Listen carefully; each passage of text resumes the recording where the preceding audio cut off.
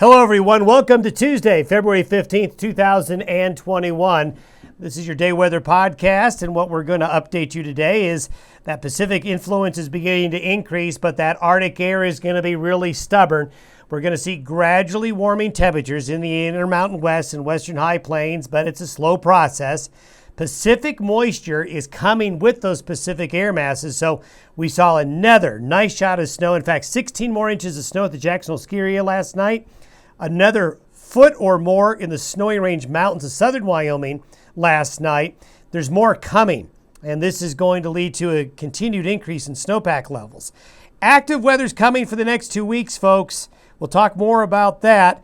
Avalanche dangers are really high. We've had a lot of avalanche fatalities in the western United States over the last 2 weeks, with the snow getting deeper finally in the mountains and snowpacks getting closer to average. We're dropping a lot of snow on some very hard, icy snow surfaces lower in that snowpack. So avalanche dangers are considerable to extreme in Colorado, parts of Wyoming, and other parts of the Intermountain West. Backcountry people, be careful. What we're experiencing across the United States right now is the second greatest weather-related power outages on record. We have to go back to Hurricane Irma that caused an estimated over 10 million power outages. We're right now at about 7.3 million as the last count. Power outages now have extended all the way into the Dakotas, and for some of you folks who are listening and watching this podcast in Nebraska, you know that you're in rolling blackouts right now. So this has been one to remember for sure. 70% of the lower 48 states have snow cover right now. Of course, you don't expect much snow cover down here this time of year, but you don't expect it here. Look at that. So a lot of the U.S. has got snow on the ground, and that just exacerbates the Arctic air. You put snow on the ground, you have more radiational cooling at night, and so those Arctic conditions just get locked up, and the river valleys and the canyons and the basins and the low-lying areas hold that air a little bit longer when there's snow cover. So quite remarkable too when you think about December and January and how mild the U.S. was those 2 months. Boy, we're catching up in a hurry here in February. This is as of 5 a.m. The dagger of the Arctic continues to go deep into the heart of Texas. This looks a lot like it did yesterday. We have some areas that are 40 below in parts of Minnesota, parts of the eastern Dakotas, the northwestern Corn Belt. Extremely cold. A lot of wind chills are 40 to 50 degrees below zero still. Look at the wind chills, how far negative those wind chills are. Now slowly, like molasses, pushing more towards the Great Lakes. That Arctic air is eventually getting up here into New England and up here later on. As this Arctic air and more moisture intersects here, there's going to be snow, more ice storms, more bad weather. We had a fatal tornado in North Carolina last night as the collision of air masses causing a lot of bad weather. These are the temperatures this morning as of 5 a.m. in Texas. These are not wind chills. These are the measured temperatures. You can see temperatures all the way to the teens on the Gulf Coast. It's below freezing out over the Gulf waters. I'll tell you, this Arctic air mass is going to cool off the northwest Gulf of Mexico considerably here over the next couple of days because of this Arctic outbreak. Now, I'm showing you something here. It's a bird's eye view as of this morning of temperature anomalies across the northern hemisphere.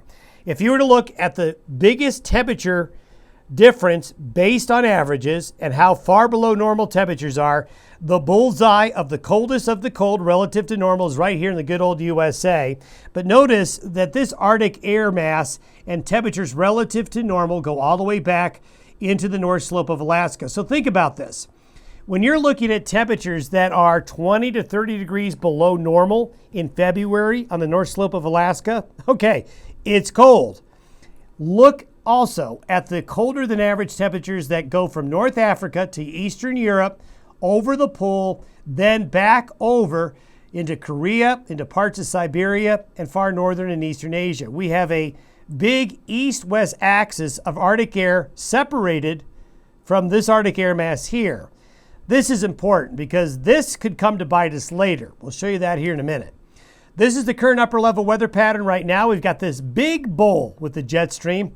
This is just filling up the bowl with Arctic air coming in from the northwest, and you can see how far south the trough extends across North America. So the door is open and wide open, and you can see that axis east-west of the polar air that's up there.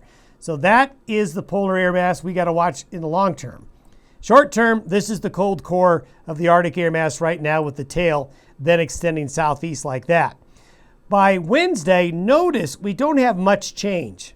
So there's not going to be a really big warm up for a little bit longer. It's still going to be really cold. And notice that we've got little perturbations right here, these little waves. In these little waves, we have pockets of cold air aloft, moisture and instability that will continue to ripple through, causing more snow in the central and northern Rockies and the Pacific Northwest. By Saturday, we have a little low right here moving through, but more of a west to east flow is happening across North America. I don't want to call this a big warm-up, but a more moderate temperature pattern. A lot of the U.S. will still be below average this weekend with temperatures, but moderating some. This low, another one right here, will continue to feed snow into the central and northern Rockies and the Pacific Northwest mountains just like this. If you're a skier or a snowmobiler, that's why I bring up avalanche dangers. You're going to have huge amounts of powder to play in the high country. If you're going to venture out this weekend, just be careful. This is the snow forecast totals all the way through Friday afternoon. We're not even adding the snow totals that will happen after this over the weekend. But you can see the mountains are going to do well. And we also are going to see some leak over along the front range of Wyoming into Colorado with some snow. Not a lot, but some snow will get east of the divide as we get into tonight, Wednesday night, and Thursday morning. So you'll need to keep that in mind. Now, as we go out 10 days, notice that the pattern still is one dominated with a trough across the lower 48 states. So we're pushing all the way now to the end of February. Here's another storm in the Corn Belt, Midwest. There's another wave coming in behind it.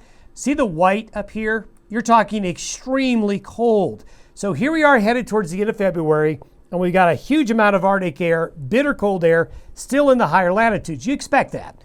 But as you get into late February, as you get into March, we start to see a slow erosion of these Arctic air masses in the higher latitudes, but that's not happening. So while this big Arctic air release into the lower 48 states is extinguishing some of the Arctic air, there's a reloading taking place. What I'm showing you here is the Arctic oscillation. This is a graphic we've showed you in previous weeks leading up to this Arctic outbreak, and it's an indication of what may come.